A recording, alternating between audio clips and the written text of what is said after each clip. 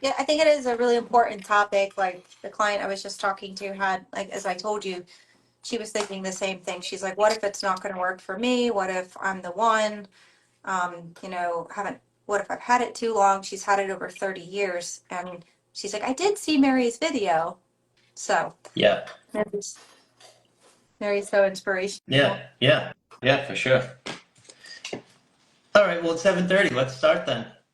Um, so I guess I can start by saying I wanted to I wanted to make this, or I wanted to cover this topic because it's something that we keep hearing and hearing and hearing. So when Lauren and I started doing this, we said we don't want to talk about the Thrive program. We don't want to sound like salespeople. We really just want to give people away free information to them so that it's helpful to them. But just in the past couple of weeks, I know I've heard it, and I'm sure Lauren has just heard it a lot. But everybody thinks that they're going to be the one who can't overcome it, emetophobia, or really anything. I mean, it applies to anything. Whether that's OCD or eating disorders or whatever. Everybody thinks that they're going to be the one this doesn't work for. So when we tell people, hey, we've helped over 23,000 people overcome emetophobia, everybody thinks, yeah, that's great, but now I'm worried if I'm the one that can't, I'm really screwed. If thousands of people can and I can't, then I'm really screwed. So people get really freaked out about that, and I think Yeah. a lot of times it's going to prevent them from literally that one decision of I'm going to try this, and it's the one decision that gets them to take back control of their lives. Um, Yeah, and I think we should talk about why that is because, again, you don't know what you don't know before you start. And it's yeah, those thinking styles that you don't realize that you have. You're already wearing a set of lenses that are unhelpful.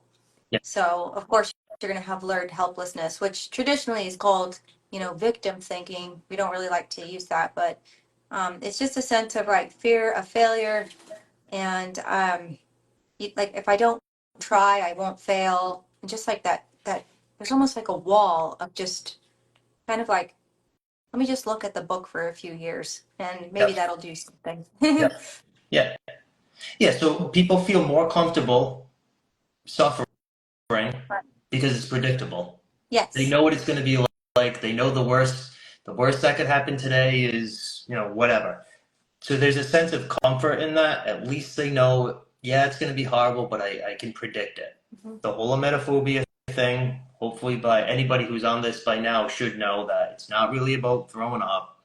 It's just about the fear of losing control of your emotions, the sensations, your thoughts around, the idea of throwing up.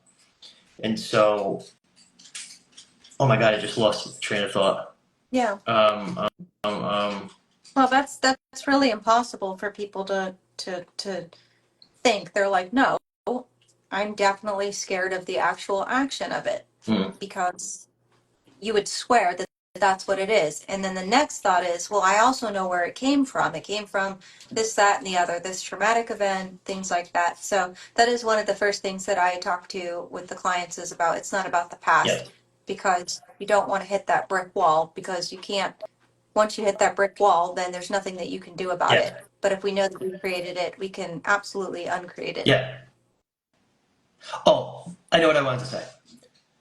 So I was saying people would rather be, when I say people, that's an overgeneralization, but a lot of people would rather not take any action Mm-hmm. because that's more comfortable because taking action it's unknown, you don't know what's going to happen. And again, this whole thing comes down to control. You don't have control over what could happen. What is this program? What if I fail? Whatever. Um, and that that's exactly the reason that let me back up a second. I guess what I could say is that all the research that's gone into this program, hundreds of research papers, 35 years of clinical experience, all kinds of studies, it's the only thing that's proven and predictable to get people to overcome this. Mm-hmm. And when we say that, we mean if you just work the program as described, it's impossible to not overcome it. So there's really nothing scary about it because we're telling you from the beginning there's no exposure because it's not about throwing up. There's no exposure at all. And so if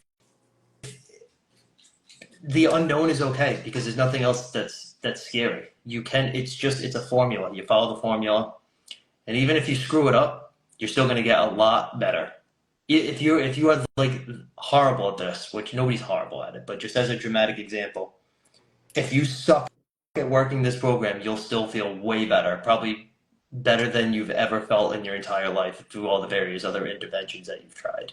So it can't make you worse. You can only get better.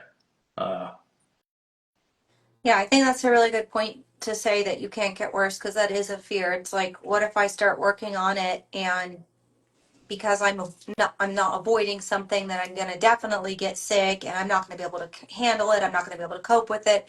But by the time that you get where you need to be, you're not scared of it anymore. Yep. So we simultaneously will raise your coping skills and your self-esteem at the same time as you're learning to like cope and tolerate and to stop those avoidance techniques. And it's all in a safe, gentle process that's in their time.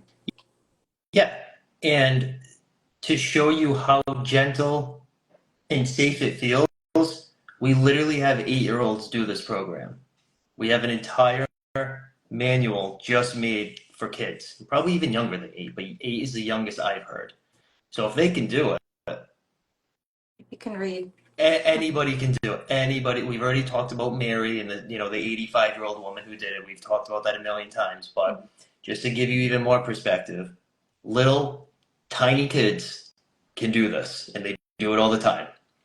Yeah, So I was it's just not looking scary. at the child's program that starts at age 6, the minute that they can read, and a lot of it's colorful pictures and illustrations and things like that. So that's how simple it is. You can learn Yeah. how to overcome it when you understand like the marbles concept and the balloon concept and things like that. So Yep. they're 6 years old overcoming. Yeah.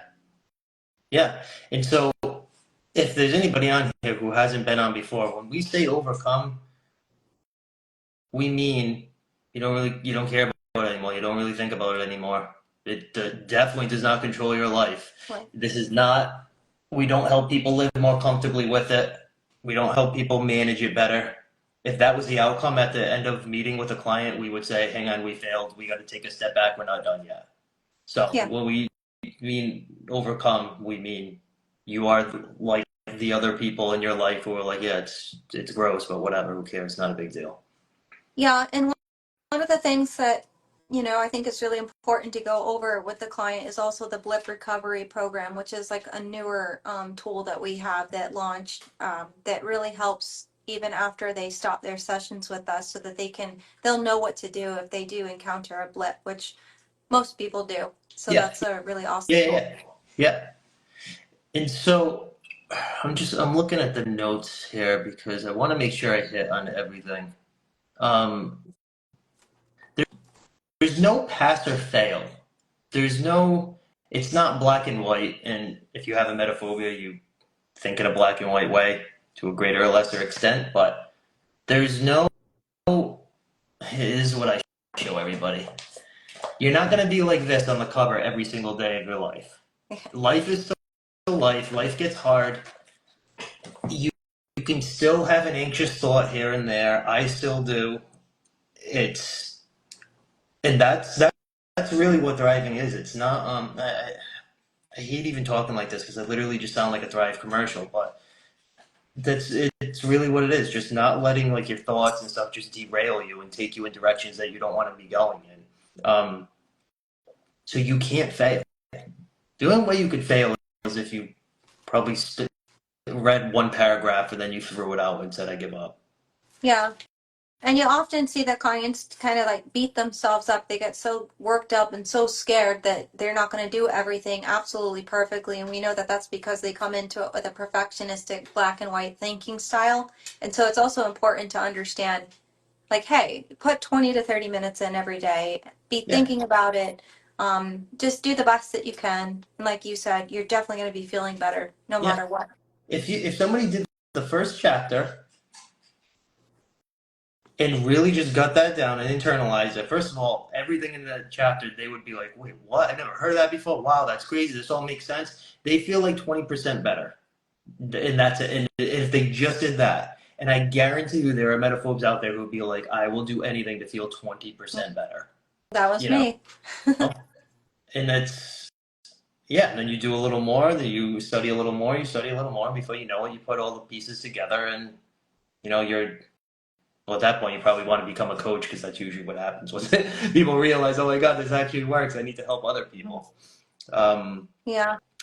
And there's so many other benefits that they're not even thinking of when they're consulting for emetophobia. They're just thinking, I want this out of my life. I hate this. It's ruining my life. But they're not even thinking about how awesome it's going to be to do public speaking in your community and things like that, and to feel good and to be a better Yeah, parent and to have really strong, helpful thinking styles with your children, and how it's going to affect your career. Because like even we have we have people who work with businesses and their productivity goes up predictably 33%. So that just tells you that even in that domain of your life, you're going to get better. yep, So, and your relationships as well. yes, So, yeah, which a lot of people are interested in that aspect. So, yeah, yeah, as we see a lot of those thinking styles come out, especially in like arguments and things like that. And probably a lot of the reason why people get divorced. yeah. That totally makes sense. No, you're right about that. Um, Something else that's really important is that there's always somebody who's gone through this successfully who is 100 times worse than you. When I say you, I mean anybody who's listening. Everybody thinks they're the worst. Everybody thinks they've had it the longest, which doesn't matter, by the way. It does not matter how long you've had it. Actually, so let's talk about that for a second, rather than me just being like, you're not special. So it totally makes sense why people can be a bit afraid to start this, because if you want it, if it's the last thing, again, if you're like, all right, they helped Bella Ramsey, like she's an actress and like she did it, okay, and they helped 23,000 people, yeah, that's great. If I fail, I'm really screwed. That's a scary thought. That would be a scary thought for anybody. And so I think what ends up happening is we just feel safe by not starting. It just feels safer because if I don't start, then I can't fail this thing that has helped all these people, because then I'd really be screwed. But the truth is that there is always somebody, my dog is staring at me, there's always somebody who has been through way worse than you, even if it's, trauma, like assault, incest, torture. We've dealt with horrific, like the worst of the worst of the worst. And so if those people can do it, an 8-year-old can do it, trust me, anybody can do it. That's the nicest way I could possibly say. That's supposed to be motivating, by the way. It's not supposed to be, hey, you're not special. We've helped some, really struggling people. But it's just to put things into perspective, because everybody thinks they're the star in like their own movie. Like I'm the most important person in my world. I mean, everybody, I think we think that, and so just naturally we think, yeah, but you don't get it. Like you don't even know my story, and I've had it for 50 years, and that whole thing. So that's my way of saying, trust me, you can just do it. Trust me, you can do it. You can absolutely do it. Yeah, and I think it's really awesome to have these TQ reports as a measurement as to how predictable it is. We Yeah, have this tool, this awesome tool that nobody else has. It's 17 pages of a report that tells you all about how you're thinking right now, how much you're avoiding things, your desire for control, your coping skills, and we can see like a snapshot, a picture of what you're going through right now, and then that gives us the tool to be able to work on those things and for you to see how much better. So it's the results are tangible. It's not like therapy where you just go and go and go and you don't really know what if you're getting better or how you're getting better or things like that. So by the end of when you retest at the end of the program, you're going to be able to see how much your scores have increased. yeah. Yeah, all right. So I'm glad you brought that up. That's so good because then if you are still struggling in certain areas or not as strong as you'd like to be in certain areas, and when I say certain areas, I mean maybe social confidence or self-esteem, things like that, you can go right to that report and dial in exactly where you need to spend more time. It's very obvious, and then you just go back to that part of the program, that part of the manual, and you just work on it. So it's not like, Hmm. all right, I'm kind of like, I don't know, yeah, I feel better, but well, maybe I should feel even better than this. You look at it, it tells you exactly Yeah.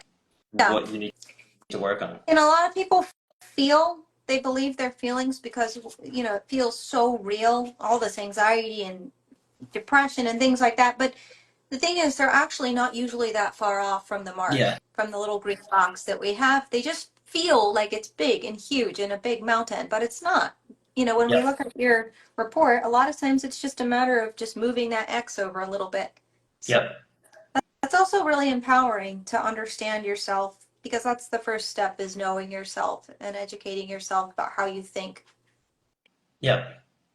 And something else to note is that again, because this whole thing is all about control, no matter what we're talking about here, if we're just talking about even just panic attacks, the reason people are so afraid of them is because they feel like they happen to them, they can't control them, they feel out of control. Working through the manual, you're in complete control, which is nice because if you're coming to the program, you feel out of control.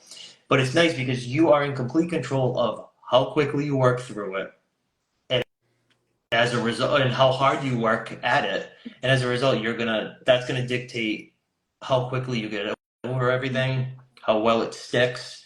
Um, so we would never say, or read one page every week or anything like that. There is a recommended way of doing it, but it's not, nobody's making you, all right, you got to read 100 pages every day and then you got to do all this homework and the entire process is fun. From Yeah. the very beginning, as soon as you start reading, you should feel enlightened, motivated, empowered from the very second. And there's the page where you get scared because we're talking about gross things and showing gross pictures, that doesn't exist. So you don't have to go through it like, oh, I know they're going to start talking about that V word soon. There's nothing like that in the program at all. Yeah. Um, Gosh, we kind of just blew through everything I wanted to talk Well, about. I just had something and then I lost it. Hmm, I completely forgot. Let's see. And anybody can ask questions, by the way, as we're doing this. We're doing it to be helpful. Again, this is probably one of the few times we're even going to be talking about what we do, the program, because we try not to, but it's important because if people are not getting their lives back because they think that they're going to fail, that's something that we have to talk about. Well, she's talking about exposure, and I think the important thing is, a lot of times when you first start, you push yourself when you want to expose yourself, and sometimes you get angry, like, why do I have this stupid phobia? I don't want to limit my life, and you push yourself. I know I used to, but you don't have the skill set yet. You don't have the coping skills yet to back that up. So it's important that you go through and that you learn these things so that you're going to take them with you for the rest of your life, and you can then do these little bits of exposure. And it doesn't mean just like with throwing up or something like that. It's exposing yourself to the world. Yep, Because if you have emetophobia, you're probably scared of a lot of things. And this is trickling yep, into a lot of different areas of your life. So you can start with other things. You can start with something like standing up in front of people and saying something and just exercising those coping skills. yeah, Um, oh, what did she yeah. ask? So they asked, is exposure good? The answer is no. Um, Pretty much because of what Lauren just said. So if you expose yourself to something, the reason you're so afraid is because you think of things catastrophically. You think of throwing up catastrophic. It's the worst thing in the world. Oh my God, it's horrible. I feel out of control. Whatever. It's because of all those ways of thinking and interpreting the experience. So if you expose yourself to it, you're gonna think catastrophically about it again. You're gonna think it's the worst thing in the world. You're gonna ruminate about it. Oh my God, it's just as bad as I thought, and it's not gonna help. Every single person that I talk to says that exposure made them worse. I'm sure there are people out there who it helped. That's probably because without even trying over time, they probably built up their coping skills, like Lauren was just saying, or they changed those unhelpful thinking styles without even knowing it. So then when they were exposed to it, they had a more realistic appraisal, like, okay, yeah, it's still gross, but it's not the scariest thing in the world. And if you process the experience like that, then you'll get over it. That totally makes sense. But every person I talk to says exposure made me worse because it's not about throwing up.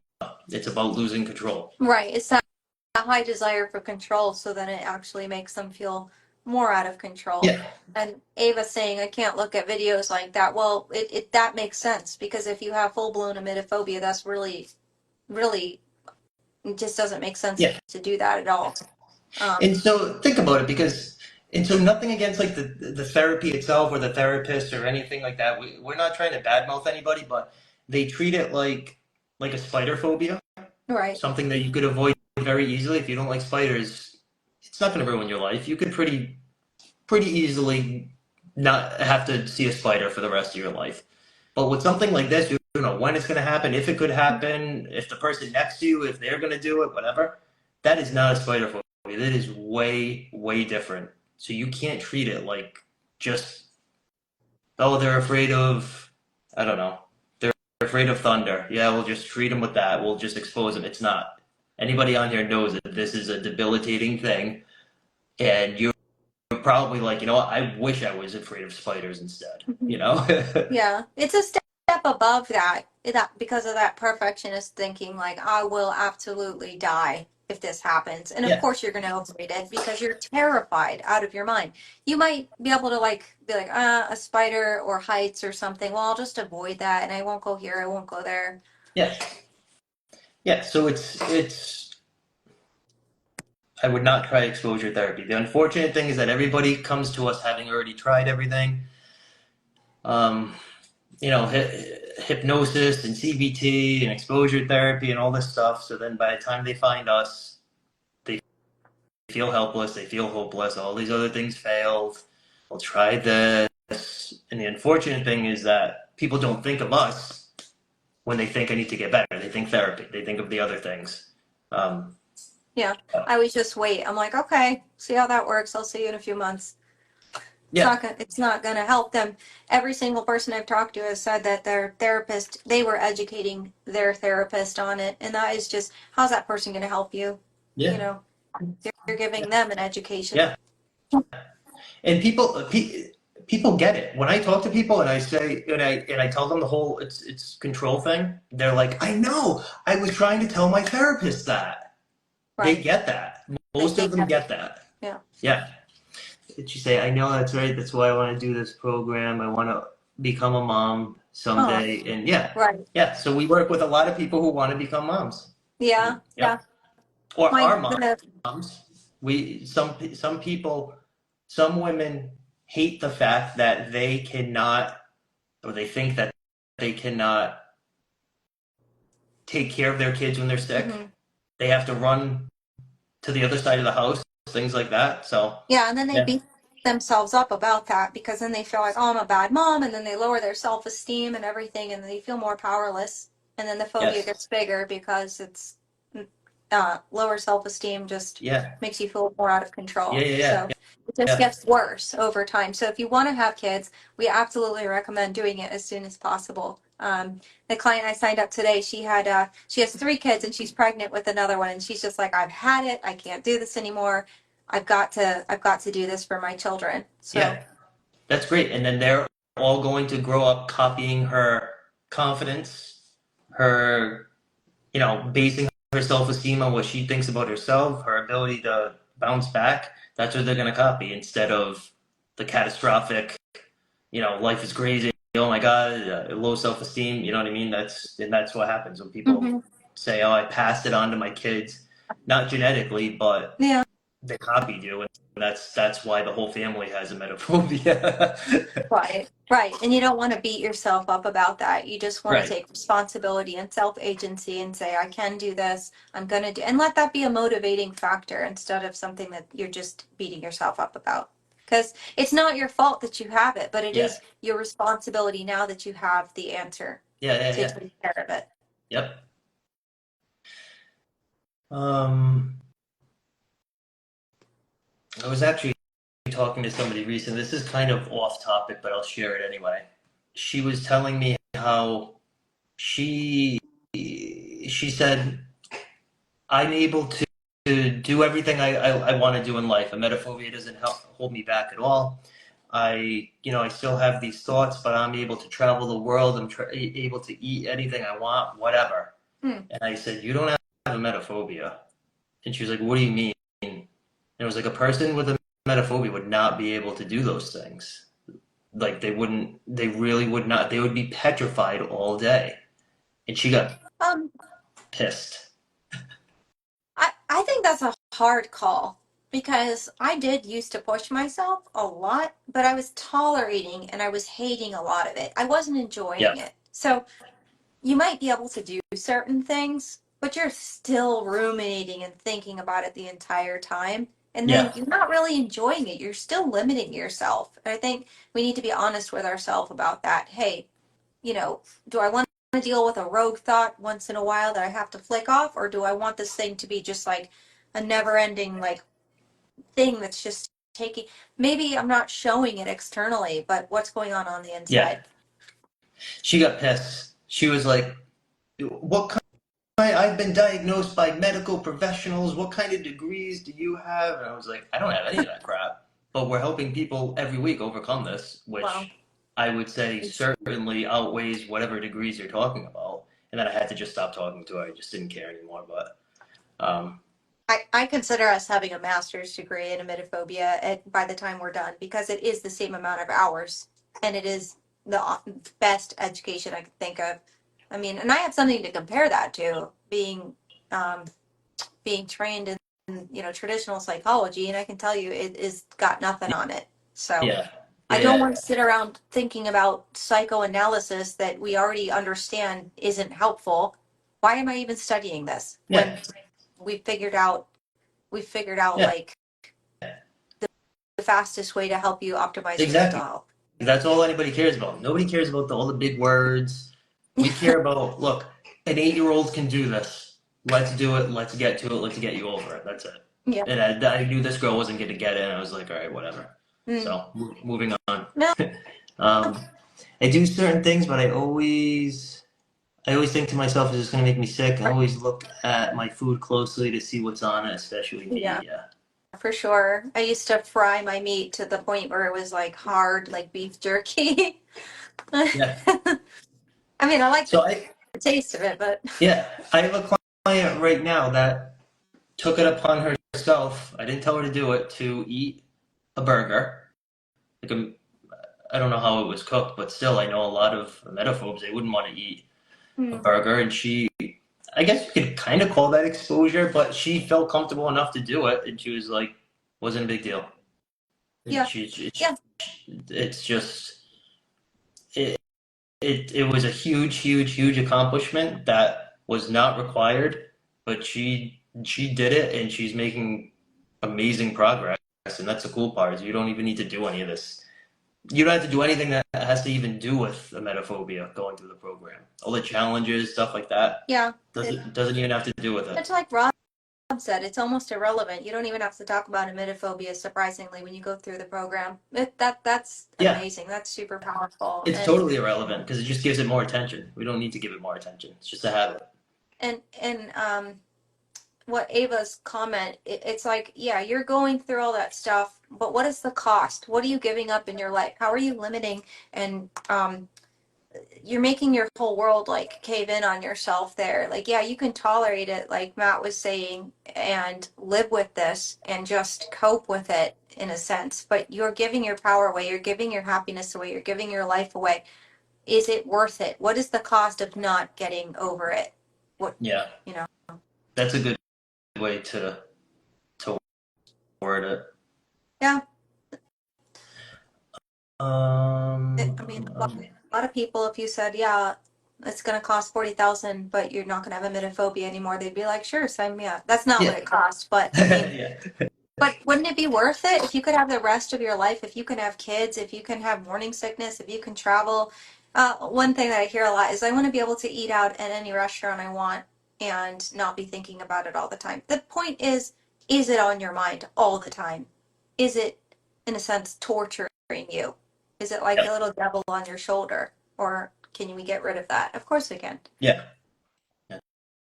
It's she said, it's not worth it. I shut down my own family when I know they're sick or boyfriend, and I spend all the time, I spend all the money in the world.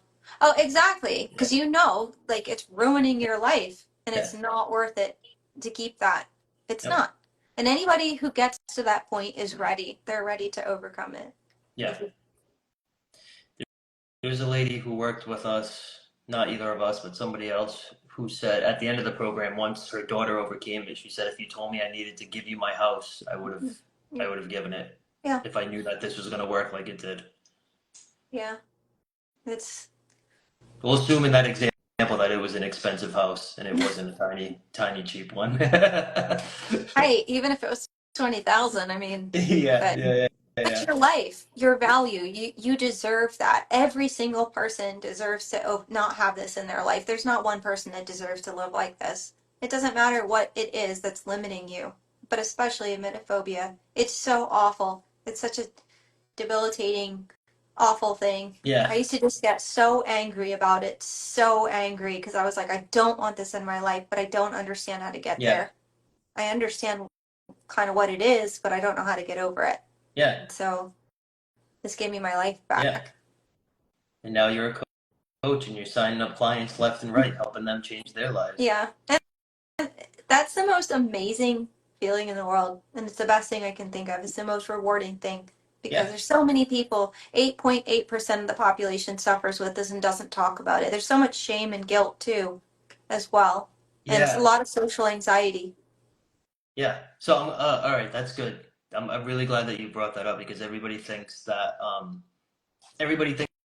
the only one in the world that has it. The manual is like 200 and something pages. I think it's 11 chapters, right? But that sounds big and scary, but it's This not. thick. It's You not guys that thick. Yeah, it's not bad. And if you show her, there's like a lot of pictures and things like that, And the illustration. print is kind of big too. Yeah, that's true. It's really easy. If you can read, you can do it. Yeah. And the other thing too, we should talk about. Oh well, yeah. Look at this. This is the old manual, but there's like Oh, pictures and stuff. Yes, it's a Metallica shirt. It was between this one and another one, but the other one had a bad word on it, so I decided not to wear no, it. you're on, Ashley. um, um, I think Ashley. Oh, sorry. I just wanted to say Ashley just signed up, so I'm really proud of her. And awesome. yeah. That's so exciting. Um, Something that just popped into my mind is how is the time frame when we talk about it's only 6 to 8 weeks. Some people might hear that and think, oh my god, like they're gonna rush me. This is gonna be fast. And get flustered. That's just the average amount of time it takes people to work through the manual or work with a coach um, correctly.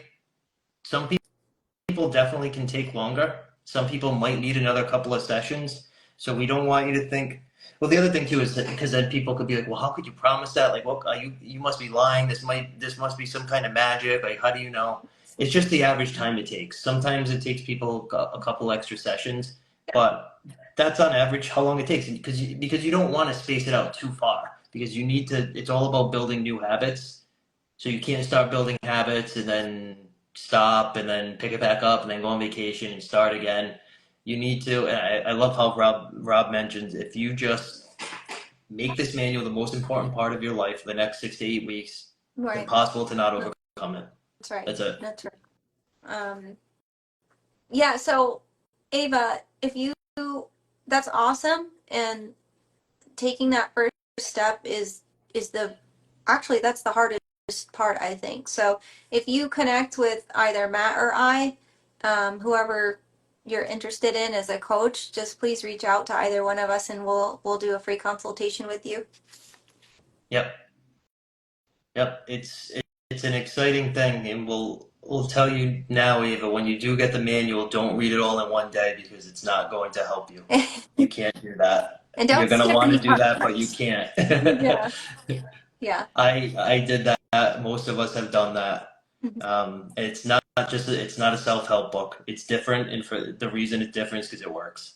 It has to be done a certain way. And if you work with a coach, you get the journal and you also get obviously the support and you'll get the support videos as well. Mm. So that's a plus.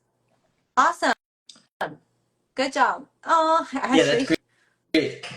Nice little community here. People working hard to get their lives back. Yeah, and Um, Mindy's in here too, and she just signed cool. up as well. So Yeah, that's awesome. congratulations. So just want to say that. Yeah, that's so exciting. I don't know if there's anything else I wanted to mention. Um, does anyone have it? Hi. Does anyone have any questions at all about the program?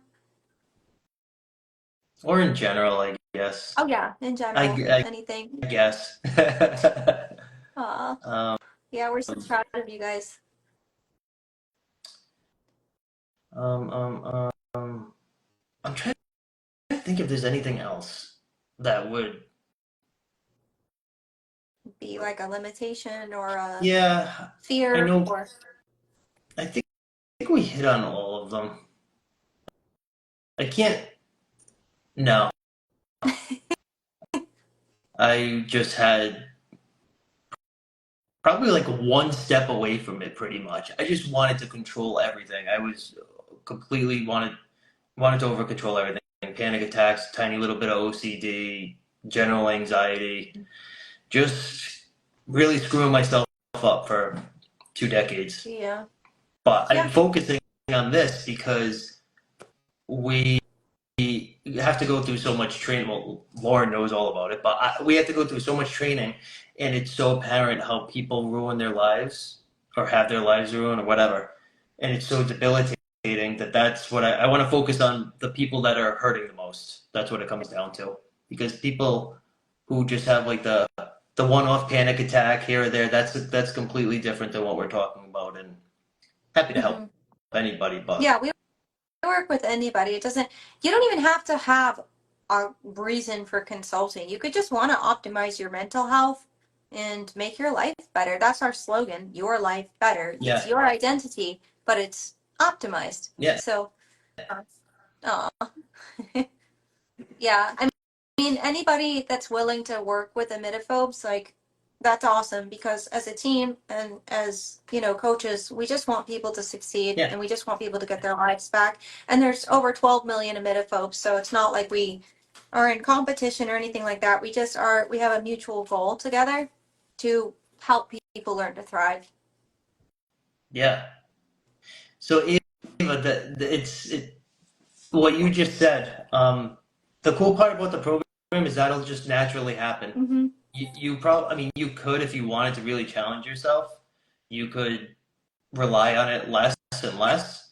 Yeah. But most people do, we don't. You don't even have to focus on that. We focus on thriving, raising your self-esteem, feeling more confident, being able to tolerate not being in control. You focus on those things, and when you do, you feel amazing. And when you feel amazing, you don't have phobias. So it's not like you have to drop all that stuff. Yeah, that's a really interesting point. Because I noticed, like, as I was going along, I stopped being obsessive about, I need to have my medicine, I need to have my gum, I need to have my, like, safety kit with me. Because I did the same thing. The first thing I would pack on every trip is my emetophobia safety kit. And I had to know that it was there all the time. And now I just kind of forget. I'm like, oh, I forgot gum. Oh, well. And it's funny how that just goes away. Yeah, It's such an empowering feeling. You're not yeah. obsessive anymore. Well, people start to what ends up happening is that a lot of times it'll be other people around you who start to notice the changes, and they'll like your partner might say, "Wait, do you realize you just drank the milk and you didn't even look at the But expiration date?" Or like little things like that, and you'd be like, "Oh my God, something's happening. It's changing. It's working." yeah. That's what this is. So it's not. All right, starting day one, throw your mints out, throw the ginger out. We're done with that. We're gonna spin you around and make you dizzy. It's No. fortunately you don't have to do any of that. Yeah. Yeah. Ashley, it's kind of, you haven't started yet, so it's okay to kind of have, some panic and some things like that. But you need to hold on to that hope, and you need to like start your reading. Anytime you start to feel like kind of, um, maybe you're going down that path towards anxiety, get your book, your manual out. I know you have it. Just start empowering yourself. Listen to a podcast. That's a good idea. Yeah. Also, testimonials. My Yeah. mind was going blank. I'm tired. Testimonials, yeah, any of that stuff. Actually, no. I think even more important is what you just said. The manual. The Yeah. manual is the best. Always just go back to that.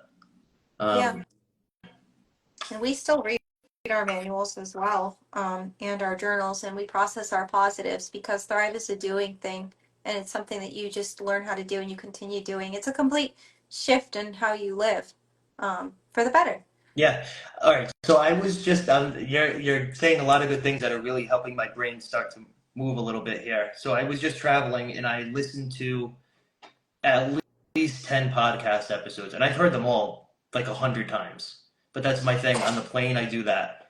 I, I still watch some Netflix, stuff like that, but I still listen to that stuff because if you're, first of all, they're amazing, and there's always something you could take from it. Even when you think that you know everything, you'll hear Rob say something, you'll be like, "Oh Oh my God, yeah. I never caught that.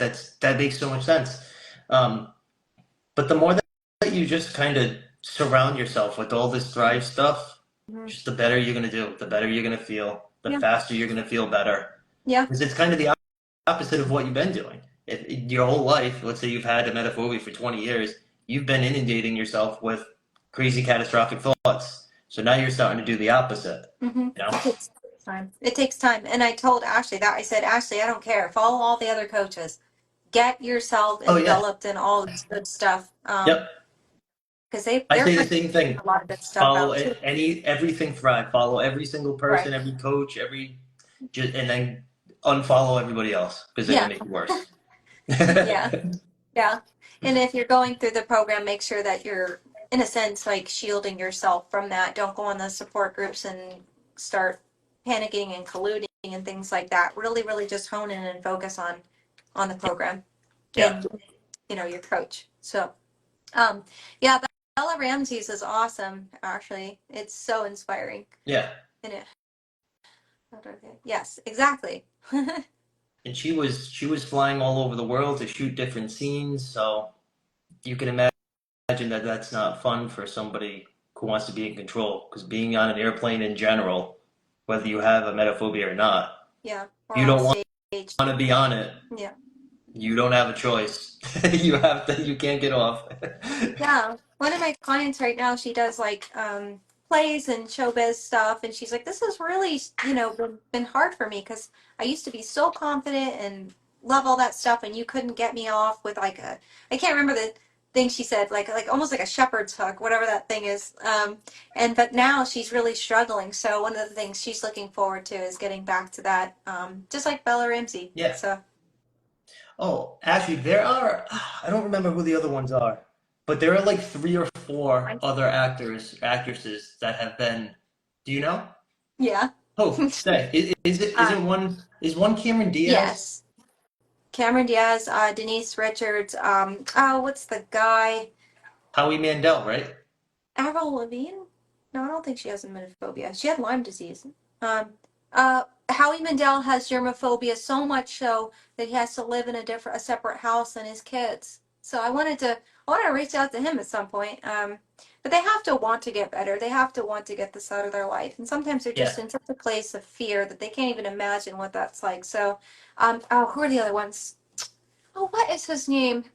He's definitely in showbiz, but he's a Oh, little bit of an Matt old Lauer, actor. wasn't he one? Yeah, I think that's who I was thinking of. Um, So it there's a whole just list of them. yeah, and then you're gonna realize these are just the people who were brave enough to admit it. If there's Uh, I think but between 10 and 12 million English speaking people with it, just a yes, yeah, handful of people admitted that they have it. yes, people all over the world. So you're not alone, and that's something you also need to understand. You don't need to make it a secret, and when you're over it, who cares? You don't care about talking about it. All the social anxiety is gone. Yeah, Howie Mandel for sure. It's Uh, funny because when I'm in like a public place, like when I was on a plane the other day, and I'm thinking like, all right, I wonder how many, because I had way too much time, how many seats are on this plane, how many rows, doing the math about how many, if they were brave enough to be on it, could be emetophobic on the plane. yeah, that's you can kind of tell too if you can kind of like start to pick up on those behaviors too. Especially if somebody is severely underweight. It's not necessarily anorexia. A lot of times it's like an avoidance or a restriction kind of thing. Yeah, And they're also misunderstood as well. So that's really important that we bring awareness to that. yeah. I feel like a lot of people diminish how I feel about it and think it's stupid. It's just because they don't understand it. If they had it, they would be shitting themselves.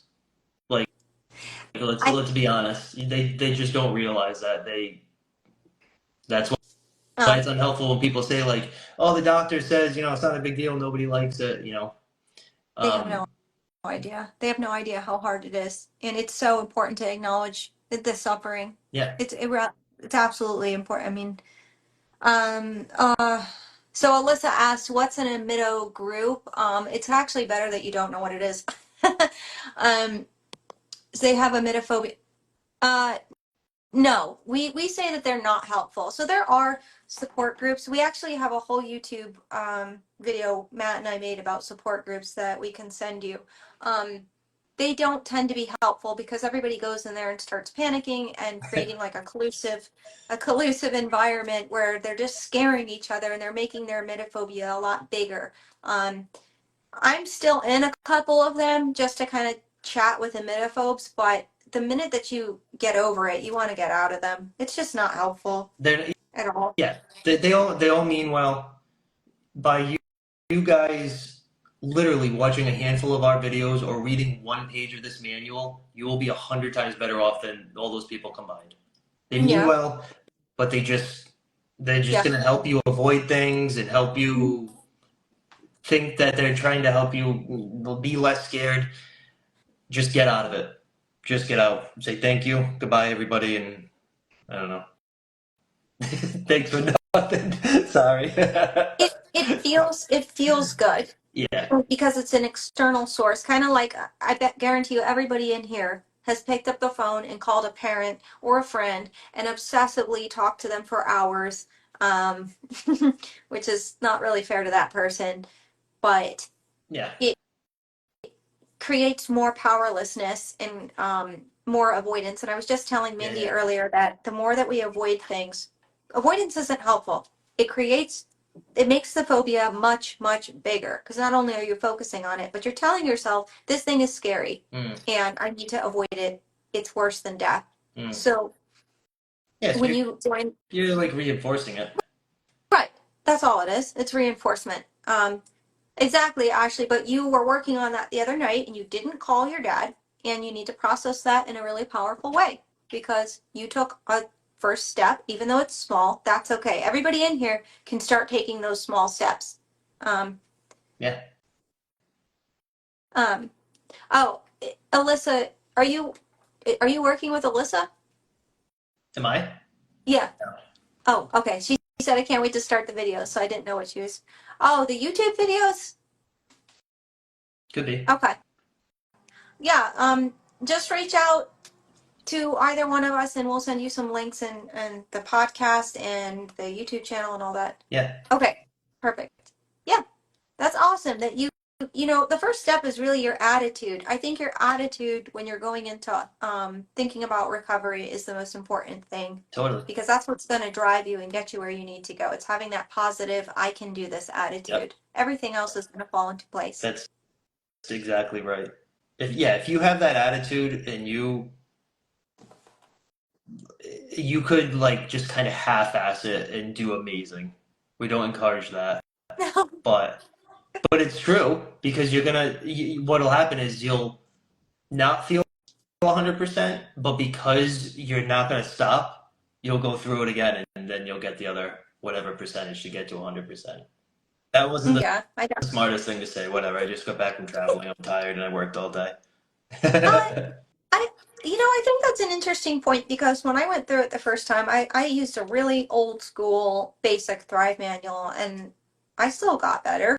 Yeah. So imagine the emetophobia. Every couple months we get a new manual that's like got more awesome stuff in it and cool tools that we have Yep. and support videos.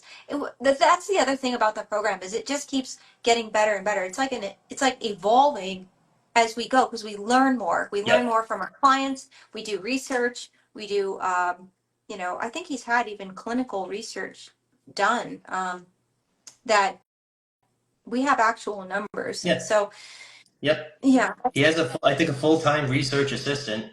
So it's not, yeah, none of this is just Rob Kelly's opinion, what he thinks might work. This is all based on what works.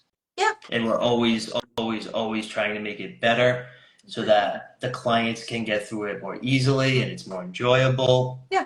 It's fun. Um, Yeah, it's not homework. It's fun.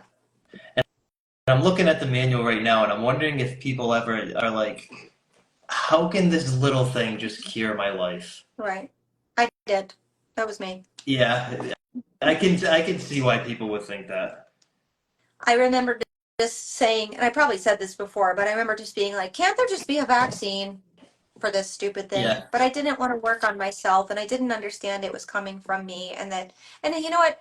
Good thing there's not a vaccine because when you learn to thrive, you optimize everything else in your life. And I'm thankful for that. Well, yeah. So what would have happened was if there was a vaccine, you would have probably searched for the next vaccine for the thing that you don't like. Mm. Yeah, you don't learn to work on it internally. You learn to fix things externally. Yeah, Yeah, that's interesting.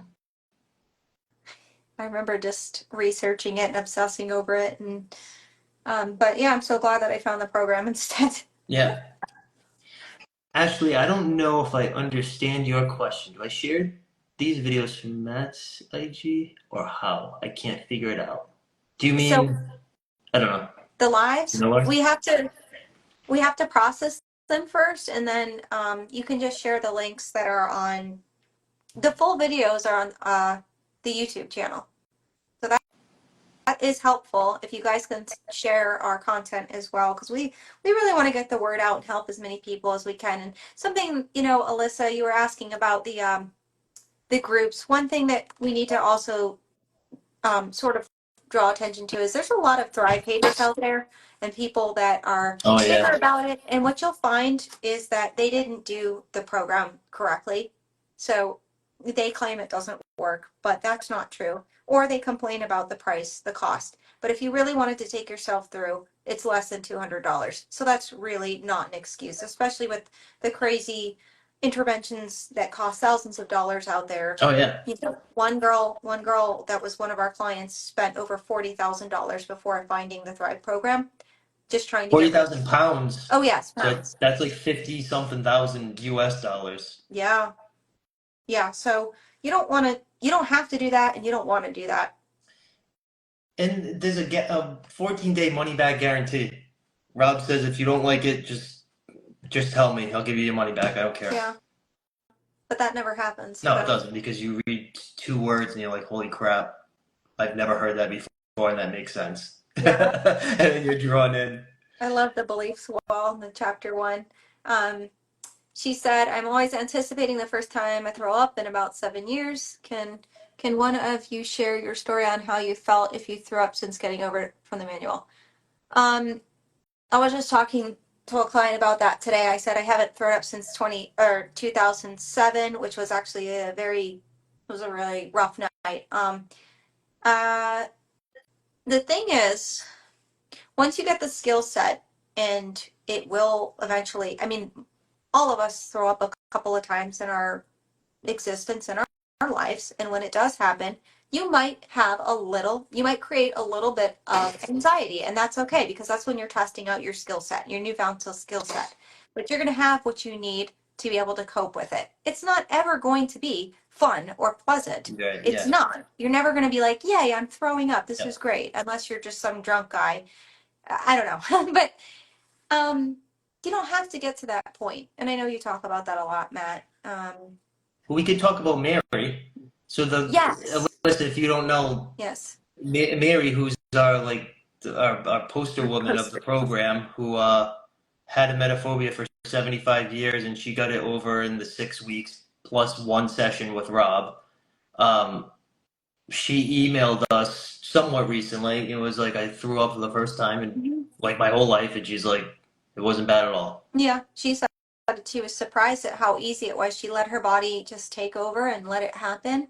And it's because of how you process it, Alyssa. It is really about, it's kind of like, I was trying to think about something else that people can process either in a really big, scary way. Like you mentioned a car accident, The I think car last example, I night. like that one. Yeah. Yeah.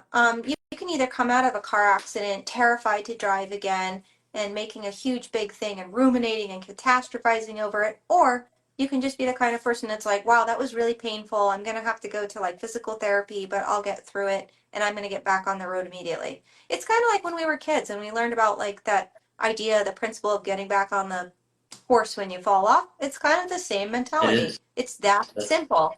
literally But the same thing. Yeah. hmm So if yeah, that, it's really not just so if feels. Mary's experience happened like 15 years ago or before Thrive, whatever, I don't know when it was that she actually went through it. She would have been like, that was just as bad as I thought. It was awful. Oh my God, and her phobia would have Been huge. become worse. She would have made it worse. Yeah, But that's it's what I because did. she Mhm. learned I can deal with this. She had that skill set. Right. It just happened, Well, and that's it. actually, yes, and I love that example. But I will tell you that I did have a bacterial infection that I was hospitalized for, and I was nauseous for 24/7 for at least a month, and that was really, really like not fun. But I processed it well, and yeah, it actually helped me because I was like, nausea sucks. It really does. But I'll be okay. Yep. And I will get better and then I'll be able to eat normally again. And I processed it in a really powerful way. So that was, I did almost throw up like a lot of different times. And I had really severe stomach cramps. Just, and then I thought to myself, these stomach cramps are worse than throwing up. I'd rather have those. And then I thought, Yeah. that's how you know you're over emetophobia because when you're saying something like that, you know, Yep. I hope that's helpful. I thought it was helpful. Okay. But we every week there's so the cool thing to think about is we have like 60 something coaches. Everybody, I think the goal is usually to try to find a couple of clients every week to help. So if you do the math, and this is just more, hey, you're not alone. Every week there might be 100 people completely overcoming a emetophobia. I never So thought of it like that. yeah, Yeah. Yeah. because people think a lot of people think that like, I just because they've been told by professionals can't overcome it, always gonna have it, you just have to deal with it. Right. So they can't even comprehend the fact that people are overcoming it because they've been told you can't. Mm-hmm. But That's so unhelpful. That's so the what is it, David Beal of the NI what is it, NHS? And NHS, yeah, he was like, oh, the best thing that isn't he like the top psychologist over yeah, there in the UK? He said, oh, the best you can do is just learn to live with it. What a horrible thing to say. No, that's not true at all. It's just a belief. It's yeah, just a belief. And it's not true. yeah, Nobody has to live with any of these debilitating symptoms. no, It doesn't even matter what it is. You don't have to be an alcoholic. You don't have to be a drug addict. You don't have to be overweight. You don't have to be any of those things. And it's so simple. We feel like yeah, it's this big, scary thing and impossible, and it's not. That's just comes from a belief. yeah, Limiting belief. yep. That was good. You're doing a good job tonight. I'm glad because Oh, my brain doesn't want to work tonight. oh, I feel a little bit tired, so thank you for saying that. No, that's good. What else? What else? Yes, Um, exactly, Ashley. Ashley's going through this should program we for do this? emetophobia, but she has another goal of losing, I'm gonna just gonna say it, 50 pounds. And I'm so proud of her. And we're gonna get through that. We're gonna make that Yeah, happen. yeah. That's amazing. She's gonna feel amazing. Yeah. I That's love really the good. fact that you raise your self-esteem. Yeah, tell them. Yeah, that's awesome. um, what And she's else? gonna do a testimonial. Oh, great. That is good. I don't know if I have anything else to say. If nobody else has any other questions, I'm definitely ready to go get some dinner. Now. I'm ready to finally turn off. I did like everything I wanted to do in the whole week. I just did it all today. No. Yeah, you need to get to bed, so. All right. Well, we will get this on YouTube and we'll share that. And Yes. then, like always, if anybody ever has any questions, we're here to help. Mhm. Yes, And the main takeaway is for anybody who's not already going through the program, which again, congratulations, those of you who are. Anybody can do this. 8-year-old kids can do it. 85-year-old grannies can do it. There's nothing scary about it, and it's just a matter of deciding to do it or not. grannies. When is the Ava next asked. live? We try to. So Ava, we try to do it every week. I don't know when the next one will be, but we will post a bunch about it. Yeah, you can just follow both of us, Yeah.